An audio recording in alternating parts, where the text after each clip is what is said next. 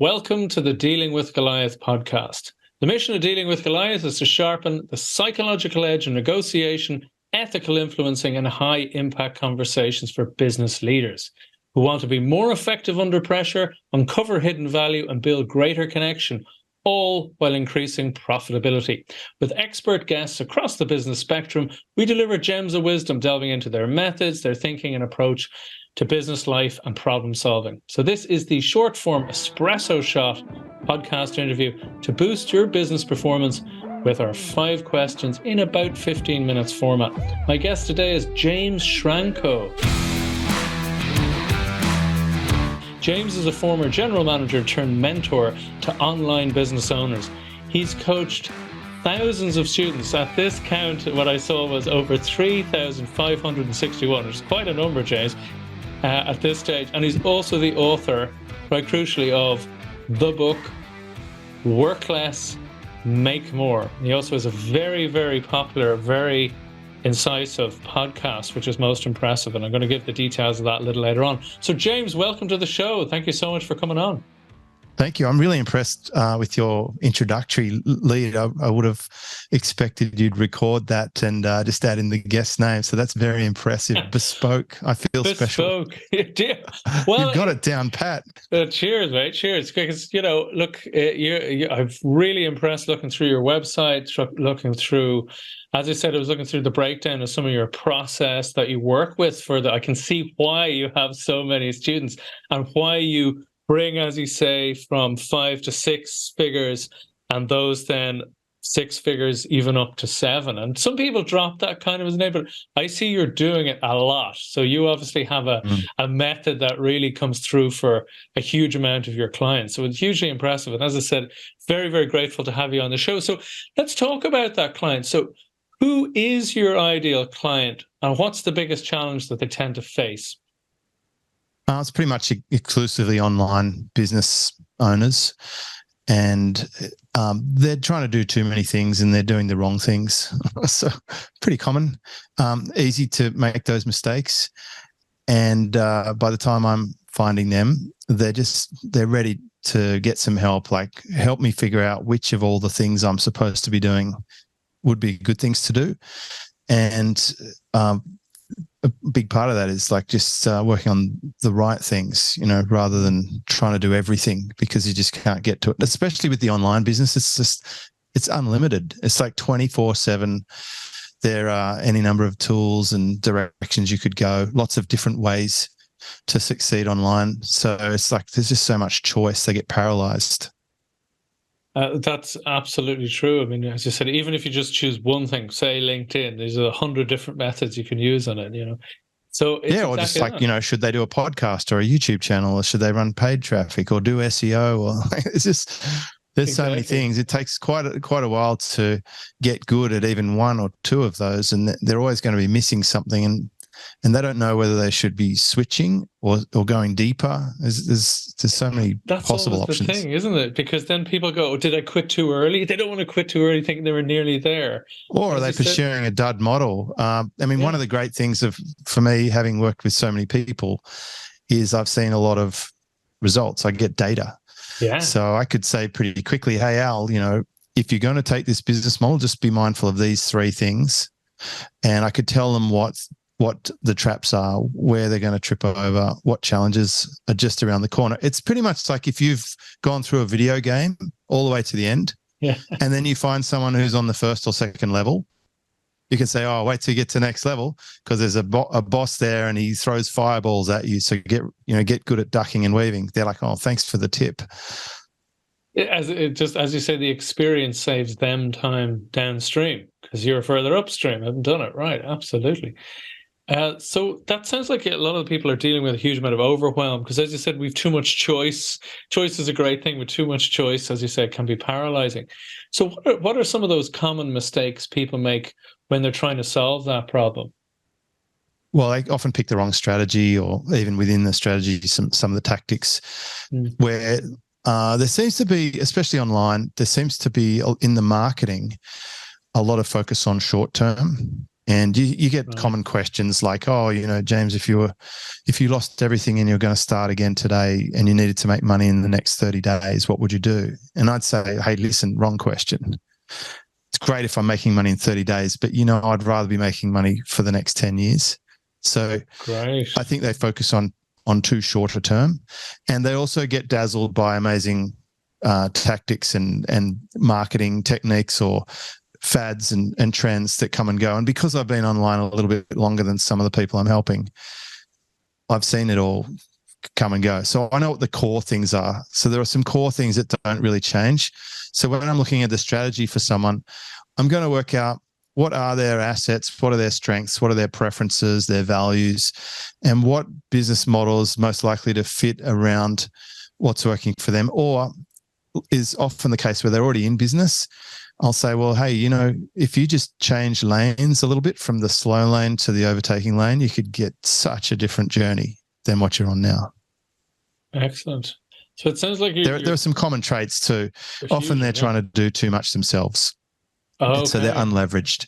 They have no team, or they haven't had any training, or they're not very good at leadership yet, which I'm sure you've experienced, that people aren't born natural leaders. It does take some education, and it takes some time in the field and experience. And I also see a very common one, and you actually covered this in your episode number 22, is people tend to treat everything with equal allocation of energy and resource, which is a huge mistake. That's a great one.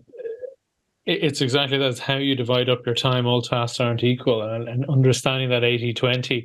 I actually saw that Perry Marshall, Mr. 80-20 himself, reviewed your book and gave you a blurb there, and it was very much on that 80-20 principle. Very much, because that's focusing in on. I mean, Richard Koch is his absolute idol in the world. Big time. And, Big time. We've all probably by now, we've all read 80-20, especially after listening to your episode. And we heard about it in Tim Ferriss's book. We've gone further into Koch's other star principles, etc. But where I really pushed hard on it is when I picked up the idea that it's fractal. Yes. That kind of blew my mind. And in simple terms, what that means is that you can apply the 80-20 to itself. So I just started pulling out the calculator and thinking about, hang on a minute, what does the 80-20 of the 20 look like? And that's where I came up with this idea of 64-4. And I researched pretty hard, and I couldn't really find anybody talking about it. And finally, I found it. I think it was buried deep inside Richard Koch's actual book, but no one's really picked up on it and gone deep with it. For me, that is the ultimate fix to this, is to think, well, almost 2/3 of your results or outcomes are coming from like 4% of your activities. Like, why not just figure out what activities you've got and what things you plan to do, and just get rid of a lot of them? Like, just hit delete. And my message is pretty exciting for a lot of people, especially those people who have got too many things on their plate. They've got too many choices. If we say, I tell you what, I'm not going to give you more things to do, I'm just going to tell you all the things to stop doing. That's like, oh my gosh, this is the best news I've ever heard. I wonder it's such a popular message. We'd be like, yes, give me more. It's a great message. And it's a message I take into my own life. There's a lot of things I don't do that almost everyone in my marketplace, a lot of my peers and competitors, etc., they'll do these things that I just don't do. And I feel liberated for not having to do them, and I succeed without having to do those things. It's kind of the ultimate hack. Can you give an example or two just for the audience? I don't do big product launches. Right. I don't have affiliates. Haven't run a massive amount of paid traffic. I don't obsess over traffic and conversions to try and find new leads today. I don't do any cold outreach. Right. I'm not active on some platforms. That's a good start, right? That's absolutely. It cut away a huge amount of complexity, as you said, potential overwhelm. I don't have an office. I don't have physical stock. I don't run many big events. So I've kept it simple. I've only got a couple of products. I've figured out how to refine my business model using this principle over and over again, to the point where this far down the track, I've actually got the simplest version of the business I've ever had. In fact, half my income comes from 8 people. A Wow, good that's chunk of really that Perry comes from Marshall.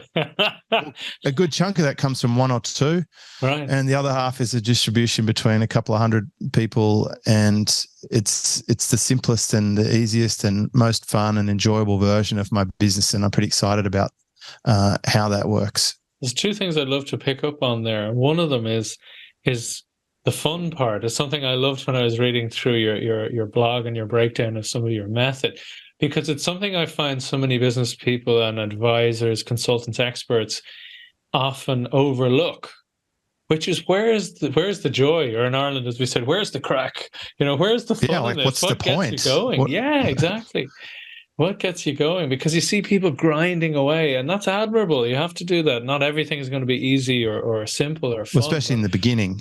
especially in the But I beginning. see people down the track, they end up creating and building an overly complicated business, Yeah. and then they start hating it, Yes. and then they get unhealthy and angry and bitter, and as they get more down the track, they start to have regrets. Yeah. And they might have a lot of money in the bank account, but you can't take that with you. They may have had some experiences, but it's often a sort of synthetic or putting on show for someone else. Mm. I see a lot of people who had a difficult upbringing still looking for that hug they never got as a kid, like that significance, that somebody just to say, "You're okay. You're the man. You're the alpha. Everyone knows it." And then they can relax a bit, right? It's so true. And I think young men these go through internal that. They need to stories. prove Yeah. themselves, but some people forget to reassess.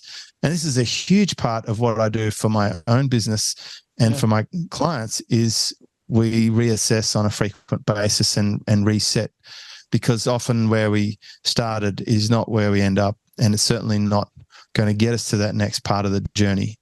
That's superb, because I love that it's what we call in cognitive behavioral therapy, updating your schema, updating your story effectively. Yes. Because so many people are running scripts that were successful at one time, and they're getting less and less and less appropriate, as you're saying, and they don't update them. So well, even worse, they're running a script that was placed there by somebody else. Right. Yes. Mum or dad insisted they become a lawyer, doctor, engineer, but they just want to paint.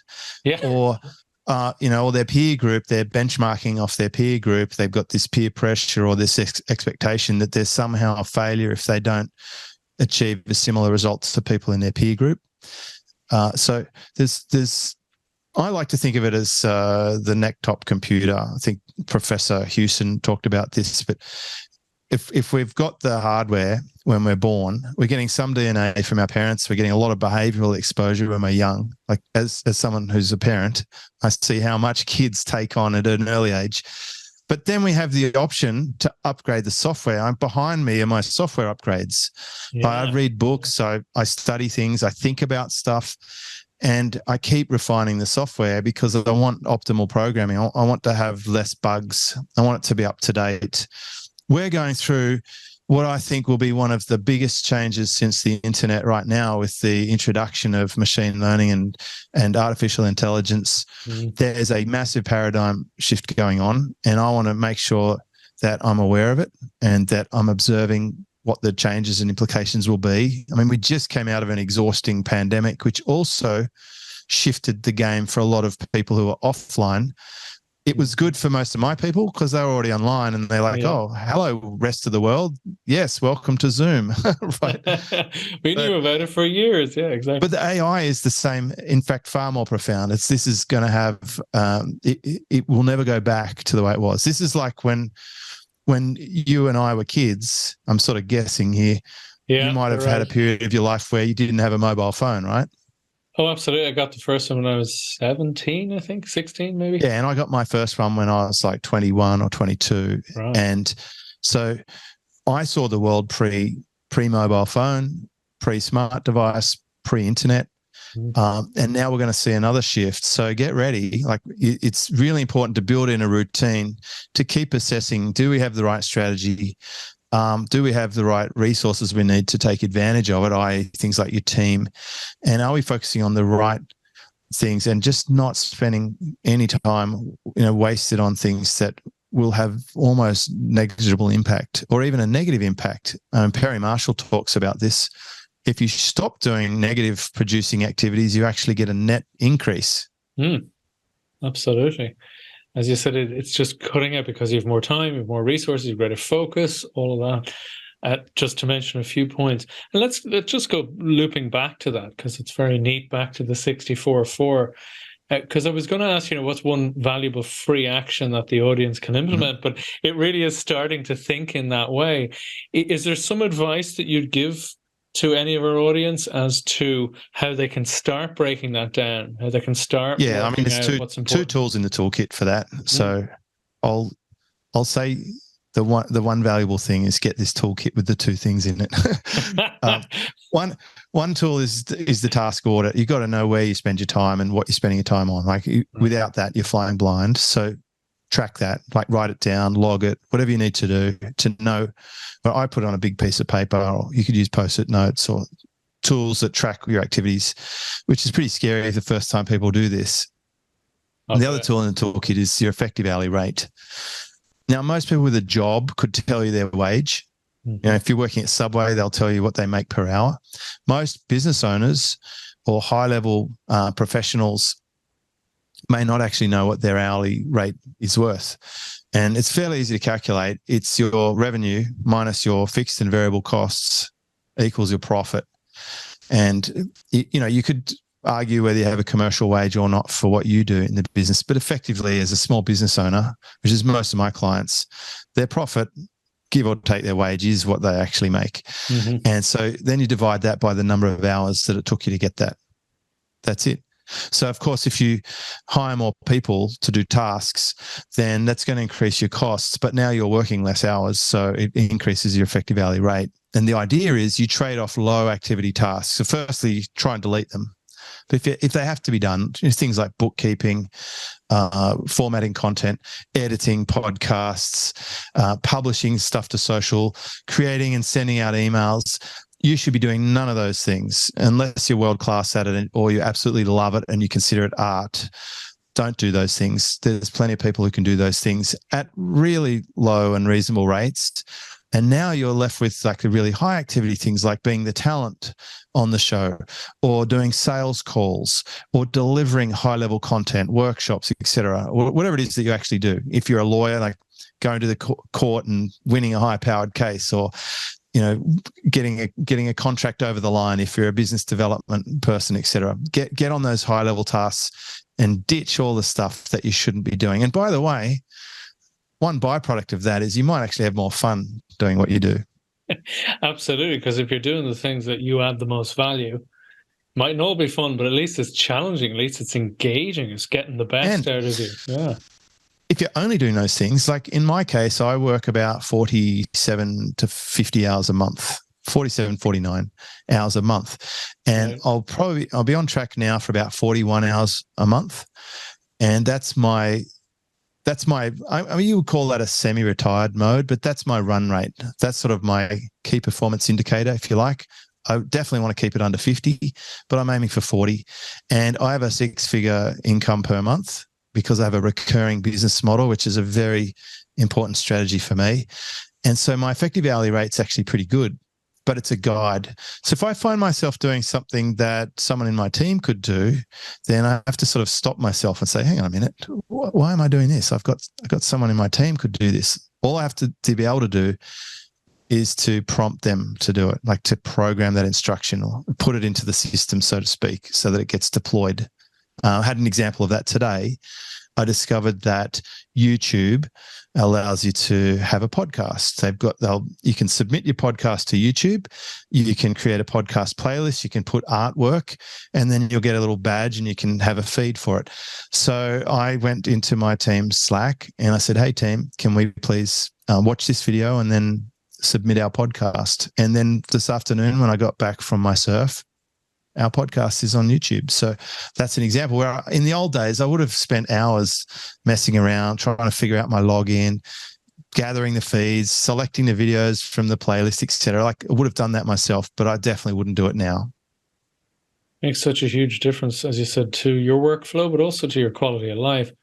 But as I said, there are other people who specialize in this. What will take you 4 hours, as you said, to work something out, they can probably do it in an hour, hour and a half. I'd say almost everyone that does the jobs that I give out are significantly better at it than me. Absolutely. No, Notably I'm the the same. the podcast editors, and we're actually not miles off me uploading samples of my voice and my video image, and I could probably click a button later and it'll start automatically making content in deep fake mode. And it sounds ludicrous now. You can already do it with voice, and you can already do text to video. They're not far off text to video with your image and your content and all that. So we're going to a different era now. Wow. It's more than slightly scary, but yeah, but you should be scared about it, and we should be excited about it. But it's happening regardless. That's the inevitable point. That's the inevitable point. And I mean, are you optimistic about all this? Are you thinking this is a great? Well, I've got a young child, so I have to be. Okay. As it stands, life is the best it's ever been for me. At my age and my stage in life, I'm extremely happy with how things are going. I will take some responsibility for it, and of course, there's a huge amount of luck. I'm lucky to be born in the right country with English speaking, and there's things that were definitely well beyond my control. So you could say there's privilege or whatever the current woke terms for that stuff are. I'm aware of it, but then I can't do anything about it. So I'm not going to begrudge the luck that I had, but then I've had to do things to still end up in the category that I'm in terms of where I'm at for life. If you were to benchmark off the peers or the rest of the nation or whatever, I'm extremely happy that I don't have to struggle to put food on the table or to pay my bills, etc. So I put a lot of work into that, like we talked about before, the inevitable hard work part. Mm-hmm. I did crawl over broken glass. I did do it tough for quite a few years there, but I remembered to adapt and to change. And now I'm in a good phase. So, yes, I'm optimistic. I'm at my age. Let's say I'm at a half life now. If I had the next 50 years surfing and enjoying new experiences in the waves and being around family and doing work that's meaningful and interesting, and still adapting to the way that things are inevitably going to change. Like we're probably going to, in my lifetime, we'll probably get extension of lifetime. We'll probably get close to singularity where we upload ourselves into a computer. I don't know. I'm not that interested in that, by the way. I wouldn't hit the button if you could do it at the moment. And we're probably going to get driverless cars, and we won't even be allowed to drive a car and all this sort of. It's all coming. There'll be a centralized currency. There'll be more control and mandates on things, I imagine. So I feel blessed that I was born when I was born, and I've had such a good run. But I'm definitely optimistic because I'll try and control what I can control. And that's a really important thing. Because to some extent, the people who want to blame someone else, blame the government, blame inflation, blame the economic forum, blame the Center for Diseases, or blame the faceless bad people who are running the world in reality, or whatever, the lizard people, all that stuff, they're going to just blame everyone but themselves. And they're the ones who line up for the big lottery payout and hope that they win the big prize. That's their strategy, the hopium of someone else gifting them. No one is going to gift you a great life. You have to grab it with both hands. I think that's the most important thing of all. Well said. Well said. So just looping back to what you were talking about there with the two main areas. So, because I was going to ask you, what is one valuable free resource that you can direct people to that would help? I'd get Work Less, Make More. It's the book. It's the book that I put together. It covers a lot of this. It helps you calculate your effective hourly rate. It gives you ideas on good business models. Tells you which business models are not good, that if you are doing would be a terrible mistake. Teach you about no compromise, and also getting yourself in order, like making sure you have fun and that you've set things up well, and a process by which you can make better decisions. It's free. You can get it from my website, jamesschramko.com. If you like buying the book, go for it. It's on Amazon, and there's an Audible version of it where I read it. And I think that will be a great starting point.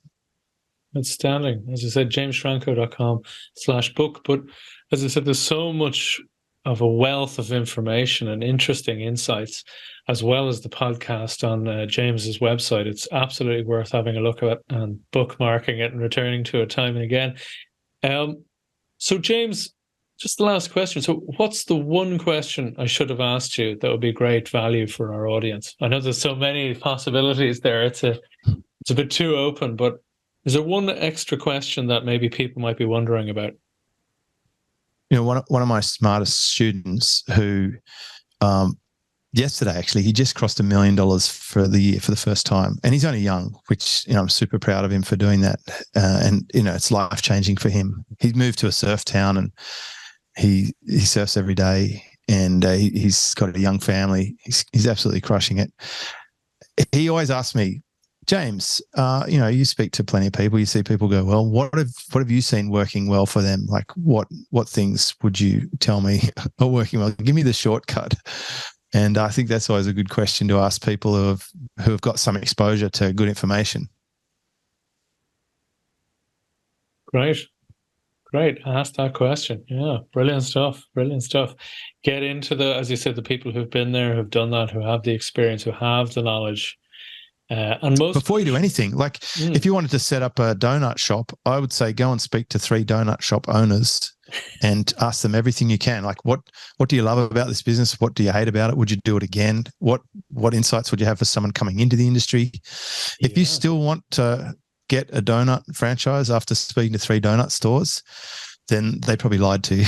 But in all seriousness, you would be so better armed for that before you go and plonk down £150,000 or euros or dollars on a franchise, right? Because you would know the interesting, the important stuff straight away. Absolutely. Within an hour or two. Absolutely. As I keep saying to people, always be discovering, ask those questions, open up the field of the conversation, get those nuggets in.